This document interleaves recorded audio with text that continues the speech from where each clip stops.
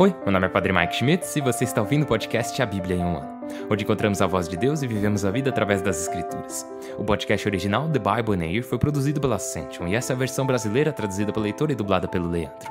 Usando a linha do tempo da Bíblia A Grande Aventura, vamos ler de Gênesis até Apocalipse, descobrindo como se desenrola a história da salvação e como nos encaixamos nessa história hoje.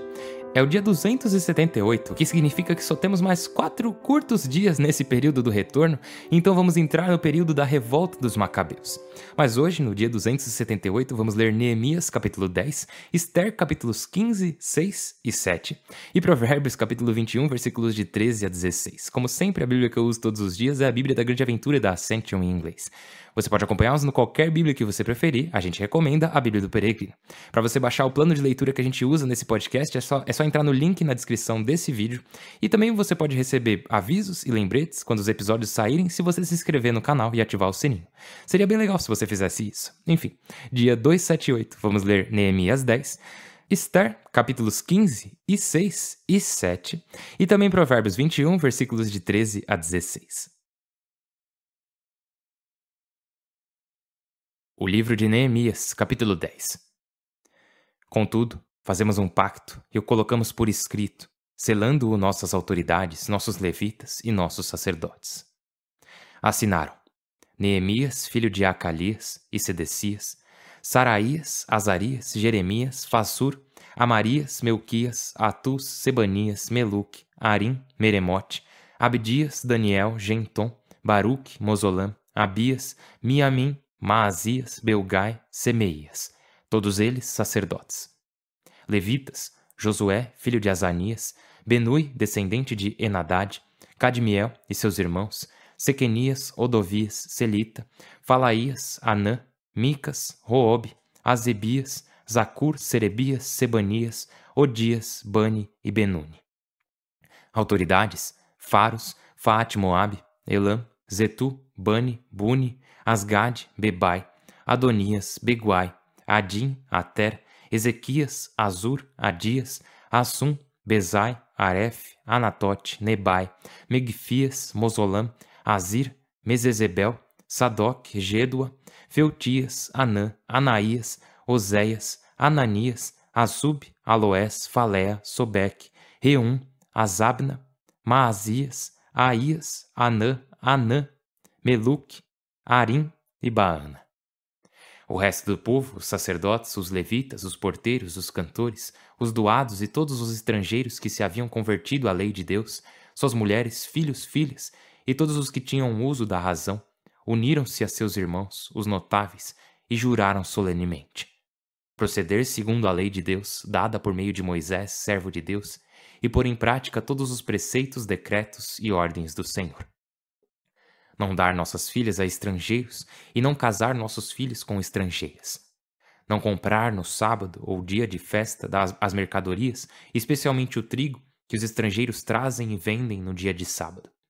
A cada 7 anos renunciar à colheita e a qualquer tipo de dívidas. Além disso, nos comprometemos a entregar a cada ano 1/3 de siclo para o culto do templo de nosso Deus, para os pães apresentados e para a oferta diária, para o holocausto diário, o dos sábados, começo do mês, solenidades, consagrações e sacrifícios expiatórios por Israel e para a fábrica do templo. Quanto à oferta da lenha, que deve arder no altar do Senhor nosso Deus, como manda a lei, sacerdotes, levitas e povo tiraram sortes para trazê-la a cada ano ao templo por famílias e em determinadas épocas. A trazer para o templo, a cada ano, as primícias de nossos campos, as primícias de todas as árvores frutíferas e os primogênitos de nossos filhos e rebanhos, conforme está escrito na lei. A entregar aos sacerdotes que oficiam no templo os primogênitos de nossos rebanhos, graúdos e miúdos. Para os sacerdotes, levaremos aos armazéns do templo o melhor de nossa farinha, de nossas ofertas, de todo tipo de frutos, do vinho e do azeite, e daremos aos levitas o dízimo de nossos campos, isto é, aos levitas que recebem o dízimo em todos os povoados em que trabalhamos. Um sacerdote aaronita acompanhará os levitas quando estes receberem o dízimo, e os levitas entregarão a 10ª parte do mesmo dízimo ao templo de nosso Deus, depositando-o nos armazéns do tesouro. Porque os israelitas e os levitas levam aos armazéns as ofertas de trigo, vinho e azeite. Aí estão os utensílios do santuário, e vivem os sacerdotes que estão de serviço, os porteiros e os cantores. Numa palavra, não descuidaremos do templo de nosso Deus. O livro de Ester, capítulos 5 e 15. Ester e Assuero. No terceiro dia, Ester pôs suas vestes de rainha e chegou até o pátio interno do palácio, diante do salão do trono. O rei estava sentado em seu trono real no salão, diante da entrada. Quando viu a rainha Ester de pé no pátio, olhou-a com prazer. Estendeu para ela o cetro de ouro que tinha na mão, e Ester se aproximou para tocar a extremidade do cetro.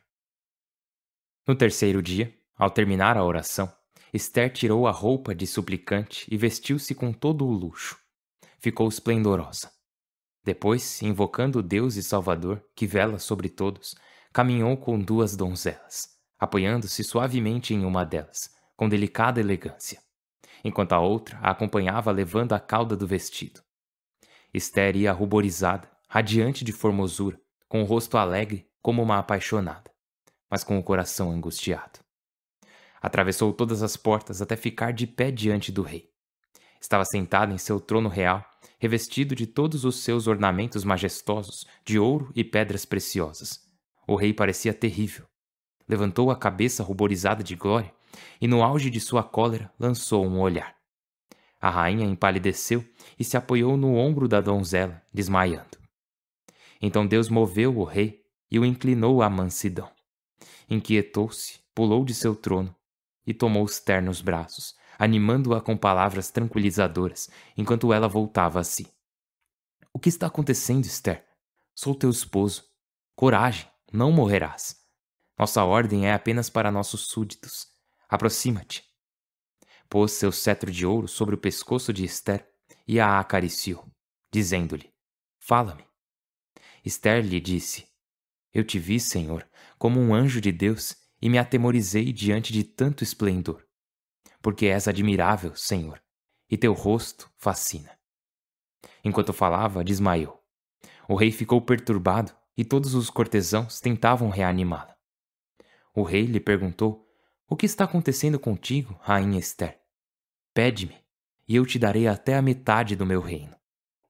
Ester disse: Se agradar ao rei, venha hoje com Amã ao banquete que preparei em sua honra. O rei disse: Avisai imediatamente Amã, para que se faça o que Ester deseja. O rei e Amã foram ao banquete preparado por Ester. E em meio aos brindes, o rei disse a Ester: Pede-me o que quiseres, e eu te darei. Ainda que me peças a metade do meu reino, tu a terás. Ester respondeu: Meu pedido, meu desejo é este. Se o rei quiser fazer-me um favor, se quiser aceitar o meu pedido e cumprir o meu desejo, venha com Amã ao banquete que vou lhe preparar amanhã, e então lhe responderei. Nesse dia, Amã saiu alegre e de bom humor. Mas quando viu que Mardoqueu, na porta do palácio real, não se levantava nem se afastava, encolerizou-se contra Mardoqueu, mas dominou-se. Ao chegar em casa, chamou seus amigos e sua mulher, Zares. Falou-lhes do esplendor de suas riquezas, de seus numerosos filhos e de como o rei o havia engrandecido, fazendo-o ascender sobre seus funcionários e ministros. E acrescentou: Além disso, a rainha Ester não convidou ninguém, além do rei e de mim, para esse banquete que ofereceu. E com o rei, estou convidado também para amanhã. Mas tudo isso não me satisfaz, enquanto continuar vendo o judeu Mardoqueu sentado à porta do palácio. Sua mulher Zares e seus amigos lhe disseram: Seja preparada uma forca de 25 metros. Pela manhã pedirás ao rei que nela enforquem Mardoqueu, e depois irás contente ao banquete. Amã gostou da proposta e mandou preparar a forca. Capítulo 6. Nessa noite, o rei não conseguia dormir. Então mandou trazer o livro dos Anais ou Crônicas, e o leram para ele. Aí se contava como Mardoqueu havia descoberto Bagatã e Tares, os dois eunucos reais sentinelas, que procuraram atentar contra o rei Assuero. O rei perguntou: Que prêmio ou recompensa foram dados a Mardoqueu por isso? Os cortesãos que assistiam ao rei responderam: Não lhe foi dado nada. Então o rei perguntou: Quem está no pátio? Nesse momento, Amã chegava ao pátio externo do palácio para pedir ao rei que enforcassem Mardoqueu na forca que lhe havia preparado. Os cortesãos responderam: "No pátio está Amã." O rei disse que entre. Quando Amã entrou, o rei lhe perguntou: "O que se pode fazer em favor de alguém que o rei deseja honrar?" Amã pensou interiormente: "E a quem o rei vai querer honrar, senão a mim?" Portanto, respondeu: "Para essa pessoa a quem o rei quer honrar, tragam as vestes régias que o rei costuma usar, o cavalo que o rei costuma cavalgar e uma coroa real. A roupa e o cavalo serão entregues a um dignitário real que pertence à nobreza, para que com essa roupa vista o homem a quem o rei quer honrar e o leve a passear a cavalo pela praça da cidade, anunciando diante dele: este é o tratamento que se dá a quem o rei quer honrar." Então o rei disse a Amã: "Depressa, pega a roupa e o cavalo de que falaste e faze isso com Mardoqueu, o judeu funcionário da corte. Não omitas um só detalhe do que falaste." Amã pegou a roupa e o cavalo, vestiu Mardoqueu e o levou a passear a cavalo pela praça da cidade, anunciando diante dele: este é o tratamento que se dá a quem o rei quer honrar. Depois, enquanto Mardoqueu voltava para seu posto no palácio, Amã corria para sua casa triste e cobrindo a cara. Contou a sua mulher Zares e a todos os seus amigos o que havia acontecido. Zares e seus sábios lhe disseram: "Se Mardoqueu, diante de quem começaste a cair, é de raça judaica, não poderás com ele. Cairás diante dele até o fundo. Não poderás defender-te dele, porque o Deus vivo está com ele." Estavam ainda falando com ele, quando chegaram os eunucos reais para levá-lo imediatamente ao banquete preparado por Ester. Capítulo 7. Derrota de Amã. O rei e Amã foram ao banquete com a rainha Ester. Nesse segundo dia, o rei tornou a perguntar a Ester em meio aos brindes: "Rainha Ester, pede-me o que quiseres e eu te darei. Ainda que me peças a metade de meu reino, tu a terás." A rainha Ester respondeu: "Majestade, se quiseres fazer-me um favor, se te agradar, concede-me a vida. É meu pedido. E a vida de meu povo é o meu desejo. Porque meu povo e eu fomos vendidos para o extermínio, a matança e a destruição. Se nos tivessem vendido para ser escravos ou escravas, eu me teria calado, já que essa desgraça não acarretaria prejuízo para o rei." O rei perguntou: "Quem é? Onde está quem procura fazer isso?" Ester respondeu: "O adversário e inimigo é esse malvado Amã." Amã ficou aterrorizado diante do rei e da rainha, e o rei, num acesso de ira, levantou-se do banquete e saiu para o jardim do palácio, enquanto Amã ficou para pedir sua vida à rainha Ester, pois compreendeu que o rei já havia decidido a ruína dele. Quando o rei voltou do jardim do palácio e entrou na sala do banquete, Amã estava inclinado sobre o divã onde Ester se recostava, e o rei exclamou: "E se atreve a violentar a rainha diante de mim, em meu palácio?" Logo que disse isso, cobriram o rosto de Amã, e Arbona, um dos eunucos do serviço pessoal do rei, sugeriu. Precisamente na casa de Amã, instalaram uma forca de 25 metros de altura. Amã preparou-a para Mardoqueu, que salvou o rei fazendo a denúncia. O rei ordenou: "Enforquem-no aí." Enforcaram Amã na forca que havia levantado para Mardoqueu. E a cólera do rei se acalmou. O livro de Provérbios, capítulo 21, versículos de 13 a 16. Quem fecha os ouvidos ao clamor do necessitado não será ouvido quando gritar. Um presente às escondidas aplaca a cólera. Um dom sob a mão aplaca a ira áspera. Ao se fazer justiça, o honrado se alegra, o malfeitor treme. Quem se extravia do caminho da prudência descansará na assembleia das almas. Pai do céu, nós te louvamos e glorificamos. Muito obrigado. Pai, pedimos que, por teu Filho Jesus Cristo, aceites a nossa gratidão, aceites o nosso louvor, a glória e a honra que te pertencem. Obrigado por nos trazer mais uma vez a um novo dia, obrigado por tua palavra, obrigado por falar conosco e por nos chamar a renovar nosso relacionamento contigo, a renovar a aliança que estabeleceste no sangue do teu Filho Jesus, nosso Salvador. E é no nome dele que fazemos essa oração. Em nome do Pai, e do Filho, e do Espírito Santo. Amém. Então, estamos avançando aqui no livro de Neemias, né? Ontem a gente viu essa grande oração de Esdras, no capítulo 9, onde Esdras, em sua oração, estava recontando a história, falando: o Senhor foi tão bondoso conosco, Senhor, e mesmo assim pecamos, e reconhecemos isso, e renovamos aqui nosso desejo de nos arrepender e voltarmos a Ti.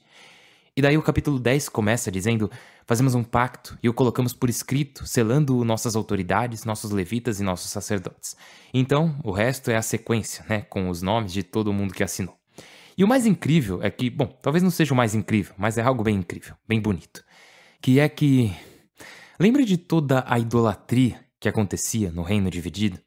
Toda a falsidade na maneira como o povo de Israel, que havia sido trazido à aliança com o Senhor Deus, rapidamente se voltava contra Deus, que era meio que tipo, nós herdamos essas tradições, essa devoção a Deus, mas vamos adorar os deuses que o pessoal daqui adora, né? Vamos viver como todo mundo está vivendo.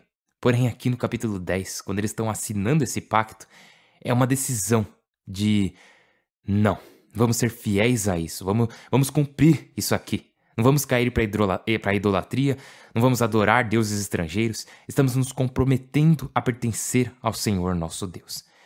E não só isso, né, porque, e a gente já falou disso antes, que toda relação tem privilégios, né, direitos, aqui estamos nós como filhos de Deus, mas também tem responsabilidades, que ambas as partes têm que cumprir para que a relação dê certo. E o povo de Israel, aqui no capítulo 10, está assumindo essas responsabilidades, dizendo: é assim que devemos viver. É assim que vamos trazer nossos sacrifícios ao templo, é assim que vamos trazer os dízimos, nossas primícias, nossos primeiros frutos. Todos esses compromissos eles estão assumindo. E eles estão assumindo voluntariamente. É meio que quando... e é bem comum disso acontecer. Às vezes você foi criado em um lar cristão, né? Sua família tinha fé, ia na igreja, tudo certinho. E você acabou sendo inserido nesse meio também desde pequeno, né? Porém, conforme o tempo foi passando, você se afastou, meio que dizendo: minha família acreditava nessas coisas e achava importante, mas eu ia porque eu era obrigado, né? Mas então, mais tarde, você acaba encontrando essa fé novamente e, por conta própria, decide voltar. Você sente que não são mais os seus avós ou os seus pais te chamando, mas sim o próprio Deus. E agora, as coisas que a sua família te pedia para fazer, você quer fazer por conta própria. Tipo, você diz: eu preciso fazer essas coisas, eu preciso viver dessa forma porque o Senhor está me pedindo que eu viva assim. E isso acontece porque você encontrou a Deus por si mesmo. E esse avivamento, essa conversão, é o que está acontecendo aqui. E começou lá atrás, quando Esdras, o escriba, se levantou e começou a ler as palavras do livro da lei. E isso foi o que começou esse avivamento, onde as pessoas diziam: tá, o Senhor está pedindo para nós vivermos assim, então vamos viver assim. Quem é Deus? Ele é bom? Ele é gracioso? Ele é amoroso? Ele é misericordioso e ele nos quer de volta? Então vamos pertencer a ele. E esse é o grande ponto de virada na vida do povo de Israel. O que é incrível, né? E, como eu disse, depois de hoje só teremos mais 3 dias no livro de Neemias e de Ester. A gente vai ver o profeta Malaquias também, e daí chegamos ao fim do período do retorno. Então a gente vai ver alguns livros sensacionais. Vamos ler 1º e 2º Macabeus, que eu sei que muitos de vocês nunca leram. Também vamos ler Eclesiástico e Sabedoria, que eu sei que também muita gente aqui nunca chegou a ler. E, nossa, esses livros são fenomenais. Vocês vão adorar. Mas antes disso, ainda temos o livro de Ester. E eu acho muito legal que aqui no capítulo 15 de Ester, faz parte do texto deuterocanônico, né? Uma expansão posterior do texto hebraico do capítulo 5. E lá fala sobre como Ester estava aterrorizada. E também descreve como, ao entrar no palácio do rei, na presença do rei, ele estava mais assustador. Diz lá: o rei parecia terrível, levantou a cabeça ruborizada de glória e, no auge de sua cólera, lançou um olhar. Ou seja, a reação dele não foi virar para ela e dizer: olha só, oi minha bela rainha que eu não vejo há 30 dias, como você está? Não, a reação dele foi olhar para ela enfurecido.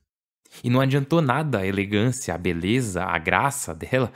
O que realmente salvou ela, diz lá que ela empalideceu e desmaiou, né? E no versículo 11 diz: então Deus moveu o rei e o inclinou à mansidão.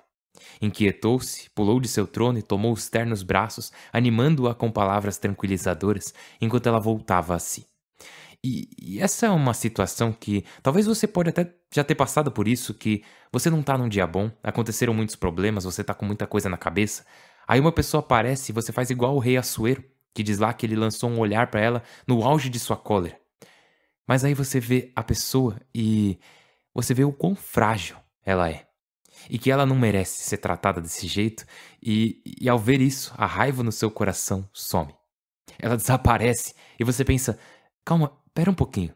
Eu preciso cuidar dessa pessoa. Eu tenho que dar atenção para ela. Então, de novo, não foi a beleza da rainha Esther que chamou a atenção dele, apesar que sim, ela estava muito bonita, mas foi sua fragilidade. Ela estava lá cheia de coragem, cheia de fé, mas o que realmente derrotou o rei foi a fragilidade dela.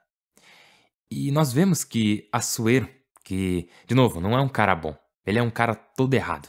Ele não teria sido pego pela beleza ou pela graça dela, porque, tipo, pensa, ele tem, sei lá, 1 milhão de mulheres no harém dele lá. Então, isso não é algo que ia comover ele. Mas o Senhor conhece o coração dele. Ele sabia exatamente o que comoveria esse homem. E assim, Deus permitiu que Esther ficasse fraca, pálida e desmaiasse na frente dele, porque o Senhor sabia que isso desarmaria Assuero totalmente. E isso é muito interessante, não é? Porque muitas vezes a gente pensa que, ah não, eu tenho que ser o melhor, eu tenho que ser perfeito, eu tenho que ser bom, eu tenho que ser santo, eu tenho que ser perfeito. Eu disse perfeito 2 vezes, né? É pra você ver que mesmo eu não sou perfeito. Mas você pensa, não, eu tenho que ser forte, eu tenho que sempre dizer as coisas certas. Se eu não falar exatamente isso aqui, tudo vai dar errado. E esquecemos às vezes que Deus não só trabalha em nossa fraqueza, mas Ele quer trabalhar em nossa fraqueza. E é muito importante a gente lembrar disso hoje, porque não foi, de novo, a força, a graça e a beleza da rainha Esther que conquistaram o coração do rei Assuero. Ela tava, e de novo, só pra deixar claro, ela tava lá super corajosa, com muita fé, ela tava linda, cheia da graça de Deus. Porém, o que acontece é que Deus, Ele pode e Ele quer trabalhar com nossa fragilidade também. E foi através da fragilidade dela que Ele foi capaz de realizar um milagre no coração do rei. O coração desse rei mau foi conquistado pela fraqueza. O que não faz sentido, mas é assim que somos e nos consola de certa forma, né? Saber que Deus quer agir através da nossa fraqueza. Então, em nossa fraqueza, em nossa fragilidade, precisamos rezar. Nos momentos de força também, nos momentos de fé, nos momentos de coragem, sempre precisamos rezar. Eu estou rezando por você, por favor, reze por mim. Meu nome é Padre Mike e eu mal posso esperar para te ver amanhã. Deus abençoe.